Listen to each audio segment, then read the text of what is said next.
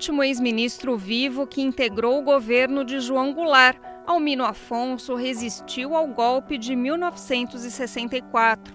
Titular do Ministério do Trabalho de Jango, ele testemunhou os bastidores da conspiração militar que derrubou o governo e instaurou uma ditadura que duraria 21 anos. Aos 96 anos de idade, Almino relembra os episódios dramáticos do golpe e comenta o contexto atual envolvendo a punição a militares golpistas em 2025. Olá, eu sou Lucas Stanislau e esse é o BDF Entrevista. Hoje a gente recebe o ex-ministro Almino Afonso. Na verdade, é o ministro que recebe a gente na sua casa. Ministro, obrigado por aceitar nosso convite, obrigado pela acolhida aqui. Minha casa acolhe com frequência amigos e aqueles que cumprem tarefas importantes na sociedade. O jornalismo pode aqui e ali fraquejar, mas ainda é a voz que importa que a gente respeite e mereça. Assim eu os recebo. Perfeito, ministro. Obrigado. Ministro, o senhor deve ser, talvez, de longe, a melhor fonte para a gente falar sobre o governo João Goulart, o golpe de 1964. A gente vai tratar muito disso aqui hoje, mas eu queria começar com uma questão mais do tempo presente. O senhor foi caçado, perseguido pelos militares golpistas de 64. Como que foi para o senhor assistir a esses militares golpistas que tentaram dar um golpe em 8 de janeiro de 2023, serem julgados e serem condenados e presos agora recentemente? Eu diria que o que se fez agora aqui foi algo que é uma lição retrospectiva, que poderíamos ter tido naquele período com maior contundência, porque na época, quando se você analisar o quadro que nós vivíamos, era um período de enorme efervescência, eu diria, social e política. Cria-se, e ainda hoje, uma área crítica, às vezes contundente, ex-presidente João Goulart. Mas se vocês tomarem em conta o conjunto das medidas que ele foi projetando e realizando, no plano econômico e no plano social, em áreas que eram literalmente ignoradas, como, por exemplo, o campo. Não apenas pela questão da reforma agrária, que foi ele que também jogou esse tema com muito ardor, não obstante ser ele proprietário de terras. E mais do que isso, a da adoção do respeito aos direitos sociais, com o sindicalismo rural, do qual eu, como ministro do Trabalho, ajudei a criar e a respeitar. Mas não foi só nisso, e nas várias diversas áreas de importâncias econômicas e sociais, estavam em plena efervescência, não havia lógica que justificasse a interrupção. Entretanto, ela se deu. O quadro foi dramático para todos nós, porque se você pegar, pelo menos, chamemos parte significativa da vida pública, foi captada, cortada, posta à margem durante anos e anos e anos, não é verdade? Na América do Sul, Chile, Uruguai, Argentina, Peru, México e na Europa, comigo até na Iugoslávia. Foi um período realmente extremamente negativo e que durou muito para que fosse possível que o país ressurgisse e nos desse uma abertura democrática. Portanto, louvo da maneira mais contundente que tenha sido possível agora, através de medidas estritamente institucionais, ter calado aqueles que tentaram fazer um golpe da maneira mais calhorda e mais cruel. Perfeito, ministro. No 8 de janeiro agora, de fato, o golpe não vingou, o golpe não foi bem sucedido, né? Por uma série de razões institucionais, como o senhor mesmo pontua. Em 64 foi o contrário, em 64 o golpe de fato foi bem sucedido. por que o senhor que estava lá, o senhor que acompanhou todas as movimentações, seja de tentativas de resistência, seja de tentativas institucionais, populares de resistência, por que o senhor acredita que o golpe de 64 foi bem sucedido, deu certo, conseguiu derrubar o governo? Eu não sei se foi bem sucedido, teria que fazer uma análise muito mais complexa para saber o que a sociedade recebeu, na verdade, naquela época e do quanto deixou de receber. Não esqueça que para nós fazermos esta análise, ou mergulhamos na história bem profundamente, ou um pouco cada um de nós se sufoca pela projeção do que quanto individualmente sofreu ao sair do Brasil. Eu passei 12 anos de exílio, não é verdade? E outros mais ainda, e outros mais. Portanto, com uma incapacidade, talvez, de fazer uma análise mais ativa. Saíram vários livros nesse período, desse período. Eu próprio tenho um livro, que, modéstia à parte, foi trabalhado durante 5 anos. Está aí, bem ou mal, na segunda edição, onde eu tenho a impressão que eu faço bastante a análise do que foi e do que passou a ser a nossa volta. O importante é que nós tivemos, mesmo com o retorno, uma fase crítica que custou a reabrir uma tendência mais natural de recepção para as propostas que deveriam vir. Muitas foram sufocadas e continuam sufocadas. Então nós estamos ainda, eu diria, olhando para trás e dizer o que planejamos antes no período Goulart e não se conseguiu, alguma coisa avançou, mas está muito que continua à margem. Isto é o que eu vejo, lamentando pela falta da inflexão que mereceria termos tido e não tivemos, e com a esperança de quem sabe, com isto que agora ocorreu, que, embora não tenha sucedido no sentido formal, teve tudo indicativo do que era e do que queria ser, quem sabe isso sufoque expectativas adoidadas e deixe ao país poder pensar. E pela sua juventude, pelos que são inteligentes, capazes de pensar, criar condições para o país ser com tudo que ele pode e quer ser. Claro, ministro. Agora, naquele momento, em 64, dizia-se muito, e no livro do senhor também fala-se um pouco, sobre o chamado dispositivo militar com o qual o governo do João Goulart contaria, né?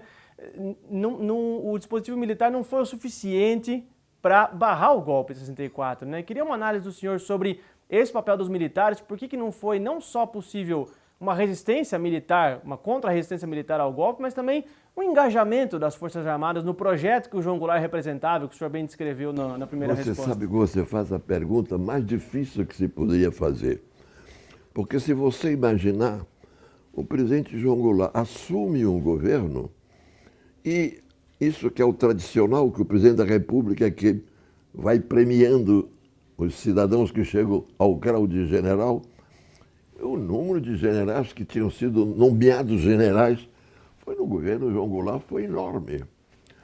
Se você se detém em alguma das figuras tão significativas do governo dele, como o general Crua, general Crua tinha tido uma participação de mais estreita ligada ao presidente João Goulart desde o primeiro instante, quando ele vem ao lado e reassume ao lado do presidente João Goulart em todos os cargos, desde como chefe da Casa Militar até comandante do 2º Exército, dá confiança irrestrita, tanta que até as relações humanas prevaleciam. O presidente João Goulart é compadre do Crua. Crua era padrinho do filho do João Goulart. Como foi possível? Não dá para entender. Há uma obra que sempre eu quero citar, me escapa, que por é um historiador de formação religiosa. Eu tenho ali o livro dele, onde ele analisa, inclusive, os primeiros momentos em que o Crua assume a tarefa de vir a ser o que foi. Ele já vinha em plena função de comandante do 2º Exército, recebendo as missões que vinham diretamente de Minas Gerais para que ele assumisse, inclusive, o comando. Isso hoje é comprovado. Entretanto, ele manteve e ficou até o último extremo. Quando a tropa do primeiro Exército marcha do Rio de Janeiro, que se dizia era para combater, não, era para aliança. E aliaram-se no meio do caminho e fortaleceram de uma maneira já sem condições de qualquer variação. Portanto, a sua pergunta não teve resposta, porque eu não vejo onde estavam as forças contrárias militares que nos explicassem isto, dado que você tinha no comando do Quarto Exército uma figura que nós não tínhamos nenhuma ideia de pudesse ter uma posição antagônica à manutenção do regime militar. O general Humberto Castelo Branco, que foi uma figura excepcional, a meu modo de ver, não apenas como militar, como cidadão, inclusive na sua, a meu modo de ver, enorme paixão de respeito pelo monopólio estatal do petróleo. Ele representava isso dentro dos militares de uma maneira ostensiva e foi eleito, inclusive, na primeira etapa, da maneira intocável. E eu tenho por ele o maior respeito e admiração. E tenho razão por quê? Inclusive com historieta que posso te contar. Mas, então, há um paradoxo, porque as forças que se confligiram e levaram ao golpe na profundidade que houve, com análise um pouco apressada, disse, foi tudo por uma decorrência da pressão norte-americana.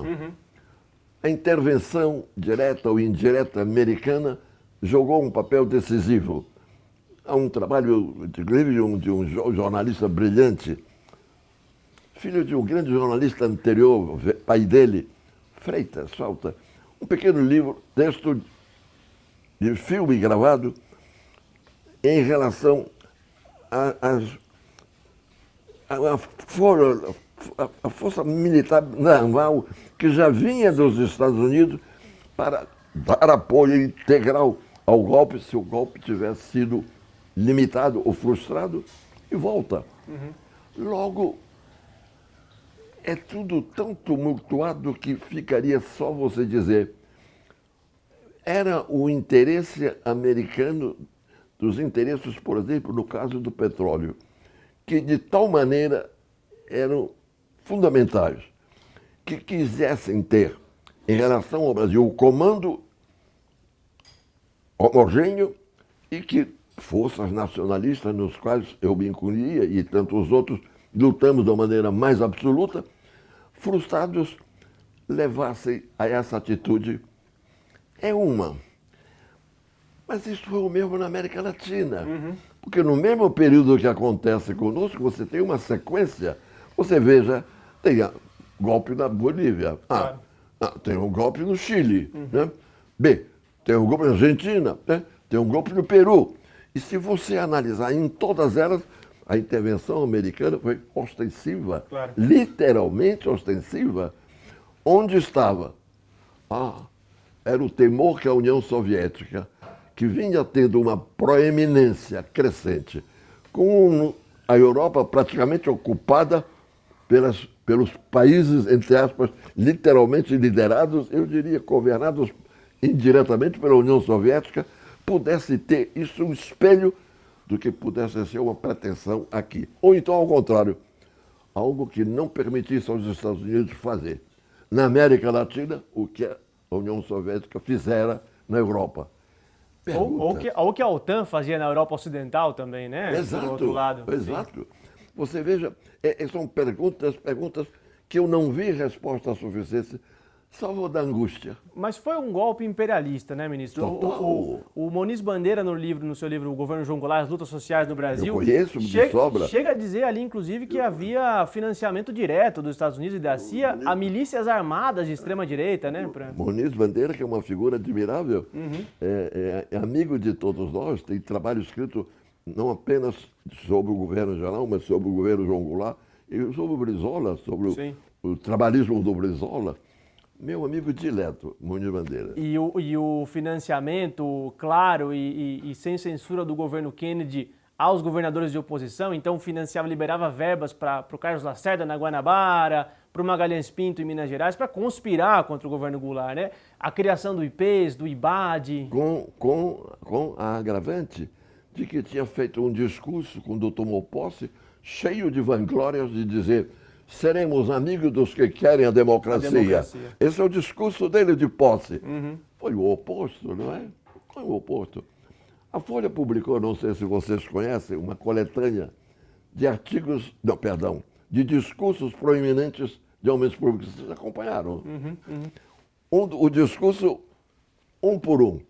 O do Kennedy é uma vergonha, né? Imaginá-lo como sendo um responsável por um projeto crescente da América Latina, América do Norte, apoiando o avanço. Foi o oposto, Claro, na verdade. claro. A questão cubana ali era central para eles, né? Exato. E o Brasil ter se colocado como se colocou, Pois é. defendendo a soberania cubana, foi inaceitável para a Casa Exato. Branca. Claro, claro. Agora, ministro, queria que o senhor comentasse um pouco quando o senhor foi nomeado ministro do Trabalho, não era qualquer pasta, né? Ministro do Trabalho do governo João Goulart, uma pasta que o próprio Jango havia comandado durante o governo do Getúlio Vargas. Muito rapidamente. Exatamente, exatamente. Mas muito marcante também, né? Com aquele aumento salarial Exato. que causou fúria da extrema-direita. Então, eu queria que o senhor comentasse, o senhor fazia parte do chamado grupo compacto do PTB, o senhor explicasse um pouco o que era esse grupo, uma ala mais à esquerda do partido, e qual que foi a reação da extrema-direita à sua nomeação, até então uma figura jovem, uma figura ligada à ala mais à esquerda. O Jango acabara de assumir o presidencialismo, né? Acabara de retomar as rédeas do governo. Como é que era esse contexto? Pela formação, pela decisão jurídica, não é verdade? Que ele devolve a prerrogativa de assumir o poder que tinha na prática, pelo parlamentarismo que tinham criado a outrance, havia prevalecido. Sim. Derruba e ele assume. Olha, eu vou lhe dizer algo que, quer eu queira, quer eu não queira, vou ter que fazer algo de profunda razão, eu diria, emotiva.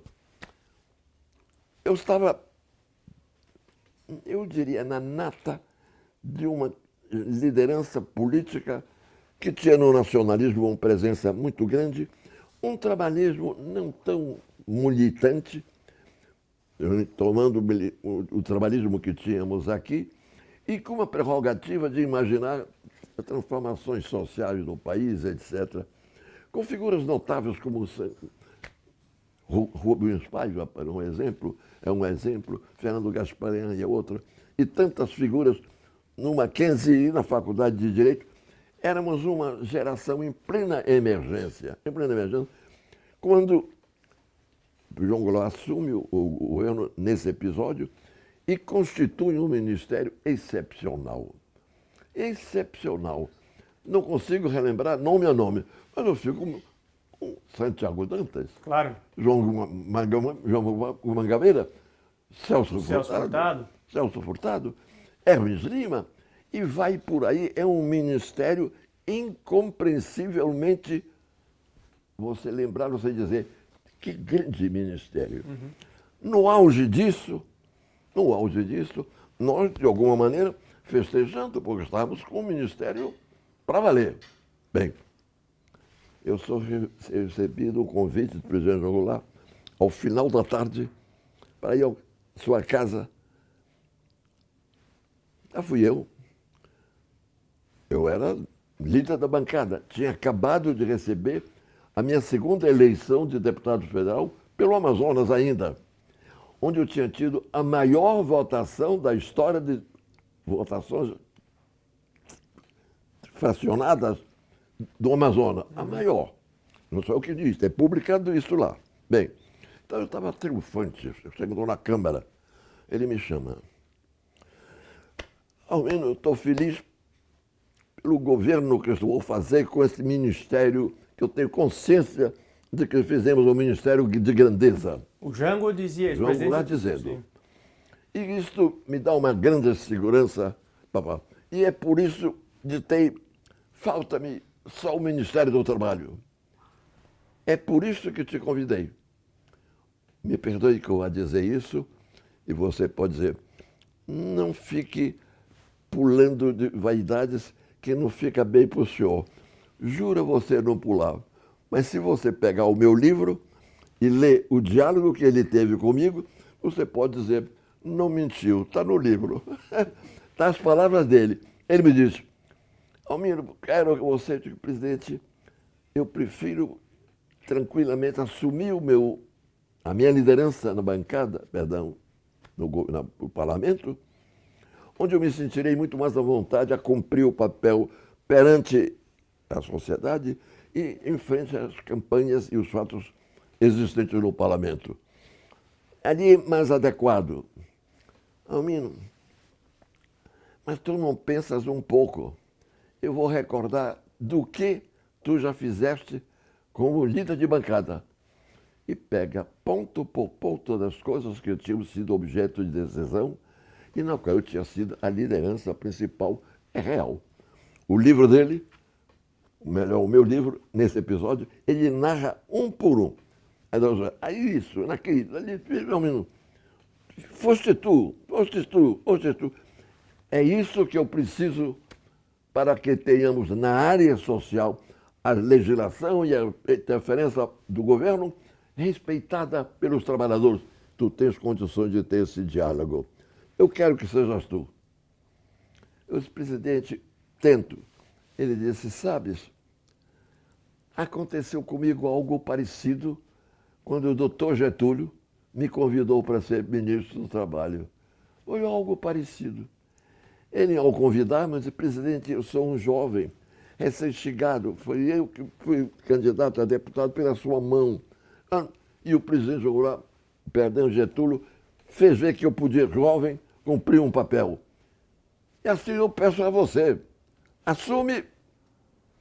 Presidente, me perdoa. Que idade tu tens? Senhor presidente, eu, dentro de mais algum tempo, alguns meses, estarei com 33 anos. 33 anos era exatamente a idade que eu tinha quando fui eleito, fui nomeado pelo doutor Getúlio. Empatamos, não é, Almino? Aí ele te convenceu. Empatamos, assume. Saí da casa dele, nomeado ministro do Trabalho, depois dele ter um ministério da grandeza mais completa, eu tive o privilégio de sair. E o mais foi a corrida do tempo que você sabe de sobra, não é? Quando se imaginava que tudo ali marchava para uma etapa nova, na qual tínhamos as condições, eu diria, mais do que jurídicas, institucionais e de articulação política para fazer um governo com as dimensões desejadas, tivemos a surpresa da surpresa da surpresa, porque foi surpresa absoluta. Não é verdade? Surpresa absoluta, na verdade. Imaginar que eu tenha tido isso tudo que eu estou dizendo a você, toma posse ainda no Rio de Janeiro. O presidente já tinha vindo ainda no Rio de Janeiro, mas logo mais viria para Brasília. Tínhamos recém tido a mudança de governo, de comando do país. Nada previa, nada. Quando fomos literalmente surpreendidos com a alegação de que o presidente João Goulart tinha, na verdade, desrespeitado normas, etc., e as razões as mais variadas, tornando-se, através da palavra do presidente do Congresso Nacional, Moura Andrade, a alegação de que ele, no fundo, abandonaram o governo e que, portanto, abandonaram a caminho já de Brasília, de Porto Alegre, ele considerava o país as moscas, sem governo. Declaro vaga a presidência da República, essas são as palavras, né, que ele pronuncia, né? Declaro vaga a presidência da República. Declaro vaga de presidente da República. Unilateralmente, sem consultar. Declaro vaga na República e assumo. Declaro. Estamos nesse episódio o presidente João Goulart estava ainda, uma coisa, ainda passa um pequeníssimo período já no Porto Alegre, e depois é o caminho que você sabe de sobra, indo até São Borja e de São Borja para Montevidéu. Ministro, Mas você não tem nesse episódio nada que te dê uma razão lógica efetiva. O que é que havia na presunção? A presunção é de que, exatamente como João Goulart vinha vindo, e nós todos, lutando por uma série de reformas sociais e econômicas. As reformas de base, né? As chamadas reformas de base, com enorme participação de uma figura mais do que abençoada, chamado Santiago Dantas. Não por acaso você o tem como eu aí. Aqui você não tem nada que não tenha uma razão de ser. Ele está aí porque é ele. Como está Rui Barbosa, não é porque está aí, é porque é quem foi. Assim está aí essas figuras. Figura excepcional. Excepcional. Santiago Dantas está no auge dessa contingência, quando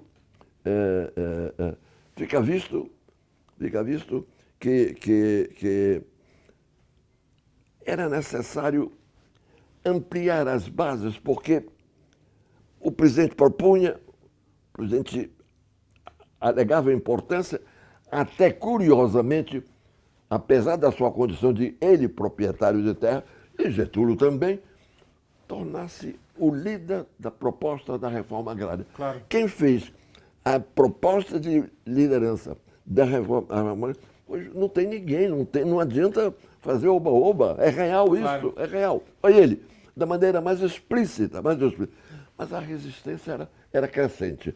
No parlamento a resistência era absoluta. Muito bem. O PSD todo não queria a reforma agrária. O PSD não queria a reforma agrária, a extrema-direita não queria a reforma agrária. Nada. Eu lhe digo, foi uma coisa excepcional. Nesse período, nós tínhamos tentado levar adiante uma proposição nossa do governo, que era alterar a norma da Constituição para permitir que a desapropriação fosse paga em títulos da dívida pública, em recursos, não em dinheiro, claro. Em títulos da dívida pública, não a tostão que você sabia o quanto dava, etc. Nesse quadro, vem a alegação de que o governo estava tramando um golpe de Estado através de coisas dessa natureza. Bom, quando está no auge disso, Santiago Dantas já tinha passado a fazer, em grau concordância com o presidente João Goulart, uma reunião semanal na casa dele, no Rio de Janeiro, com figuras da mais alta relevância em cada um dos partidos que estivessem admitindo a hipótese do seguinte: assim como nós tínhamos na Frente Parlamentar Nacionalista a maneira de ter figuras dos mais diferentes partidos que, respeitando-se os respeitos de todos, tínhamos uma proeminência na nossa luta pelo monopólio estatal do petróleo, e eles ficassem livres no restante dos seus partidos, nos outros temas, e ali tivemos alguns momentos na Câmara de grande alavancagem. Até figuras marcantes, me lembro Sarney, da UDN, participava da Frente Parlamentar Nacionalista, e vários assim. Sim. Dizia então o Santiago Dantas. Nesse momento, o Santiago Dantas, ministro da Economia do João Goulart, certo? Ministro da Economia, né, do João Goulart. Santiago Dantas. Santiago Dantas, ministro da Economia. Exato. Nesse momento, né? Então você veja, alegando isso tudo, Santiago Dantas propõe. Passamos a nos reunir uma vez por semana para debater e formamos um projeto do que seria essas possíveis variações temáticas. O resto dependia dos que viessem. Claro. Eu, aí, ao lado de Santiago Dantas, recebemos, na casa do presidente Afonso Arinos, no Rio de Janeiro, no apartamento dele, o Temer, que concordou. Não sei mais quem. Parecia que era possível. Quando estávamos com isso praticamente pronto para dizer, esta é a proposta para dar essa forma de agregação que eu diria daria uma outra dinâmica à luta decisória no parlamento, somos surpreendidos por uma coisa inacreditável. O Brizola não vinha do Rio Grande do Sul. O Brizola continuava no Rio Grande do Sul e não vinha. Não vinha às nossas reuniões, que claro que ele é mais do que convidado, era querido. Claro. Eu tinha boa relação com ele nesse período. Ligo para ele, Brizola, o que faz você aí? Estou aqui na minha querência. Mas na tua querência, vem para cá participar do debate que nós estamos fazendo aqui, venha contribuir. Vou verificar. Vou levar meus companheiros.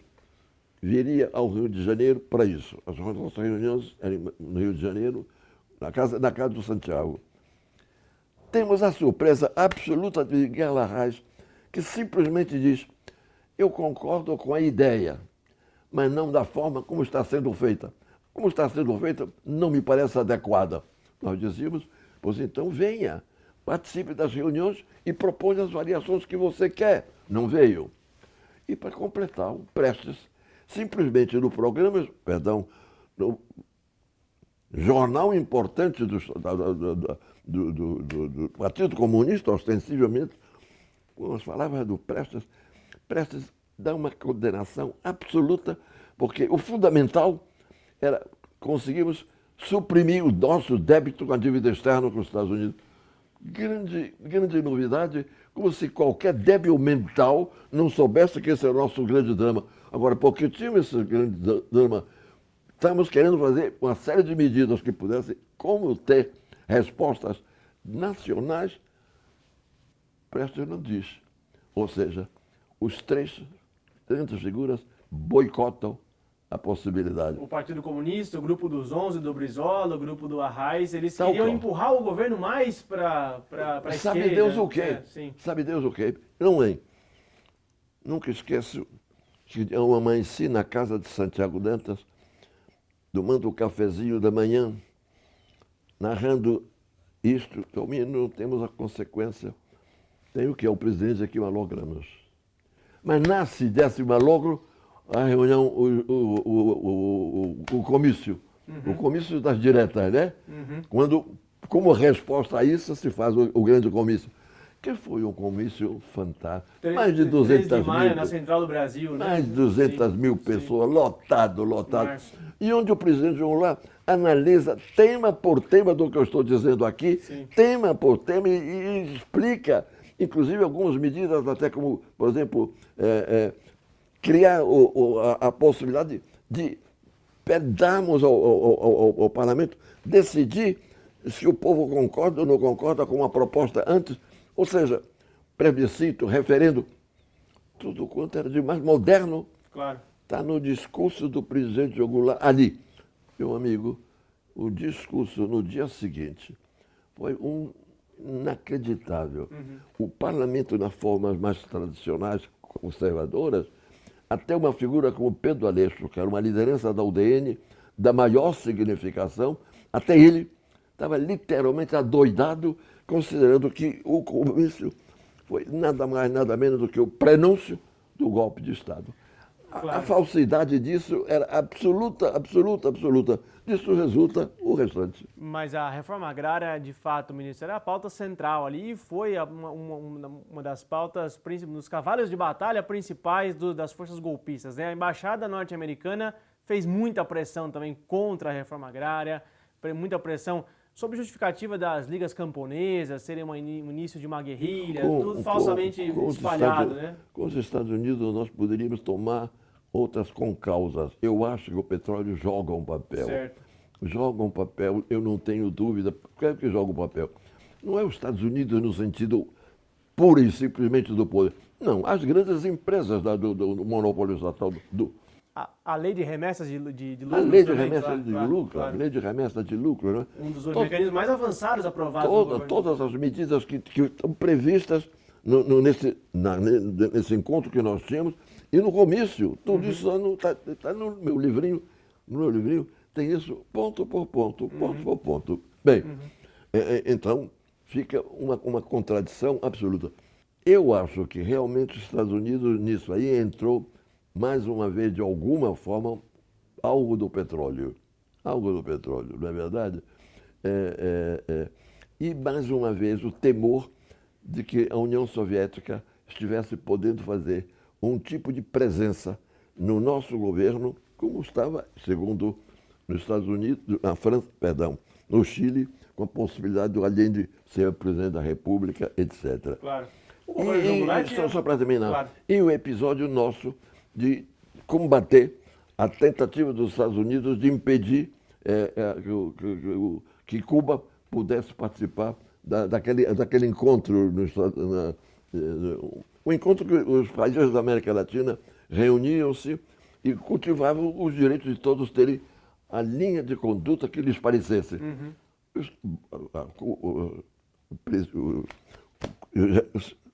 Ai, meu Deus, o secretário de Estado das Relações Exteriores dos Estados Unidos vem para dar o combate. Quem faz o discurso contra ele, literalmente, é Santiago Dantas. Sim. Né? O grande. Ou seja, realmente foi um mistório de temas onde entra mais um, entra mais outro, mas, inegavelmente, as temáticas agrárias entram na capacidade interna de sufocar a possibilidade de que nós avançássemos. No dia que se votou, tínhamos votado o projeto de lei que alteraria isso na norma constitucional, o relator da matéria foi, inclusive, o deputado Plínio Sampaio, que era uma figura brilhante da democracia cristã. Meu velho amigo, meu colega de turma na Faculdade de Direito, depois meu colega de exílio, longo exílio, o autor do relatório da matéria. Vamos votar. Na hora de votar contra isso, que permitia essa abertura democrática em matéria da reforma agrária, vota-se não ao DN, que era o óbvio. Ulisses Guimarães, do PSD. Nunca esqueço a decepção que foi para nós ver Ulisses Guimarães votando contra. É incrível, né? Eu nunca esqueço, nesse dia eu não votei porque eu estava como líder de bancada, como membro. Eu não estava reunião nesse dia na reunião. Eu digo, senhor presidente, ao presidente da Comissão, peço a Vossa Excelência que faça constar de ata que nesta data que a comissão, pela maioria dolorosa que eu estou verificando, recusa-se a apoiar uma medida eminentemente democrática, dá-se exatamente no dia 13 de maio, hoje. Por acaso, dia 13 de maio, o dia da libertação dos escravos, o dia da Lei Áurea. É o dia da Lei Áurea, nos dói ter o dia da Lei Áurea e a mantemos viva? É isso? O presidente da Câmara, da Comissão de Justiça, ficou, você pode imaginar. Claro. Mas eu disse. Claro. Mas eu disse. Ministro, como que o senhor vê hoje o legado do governo João Goulart? A gente citou aqui várias medidas avançadas, lei de remessa para taxar as remessas de lucro. Hoje a gente se debate muito taxação das grandes fortunas, dos bilionários também. Reforma agrária, que ainda é uma pauta que está na ordem do dia, necessário para o Brasil avançar nesse tema. Outras medidas avançadas do governo João Goulart. Como é que o senhor vê esse legado, num ponto de vista de reivindicação mesmo das forças populares brasileiras? Como é que o senhor faz essa relação hoje? Eu acho que está havendo uma, eu diria, movimentação que nasceu muito difusa, mas gradualmente vai ganhando, quem sabe, caras para respostas mais específicas. Por exemplo, a própria presença de resistência à tentativa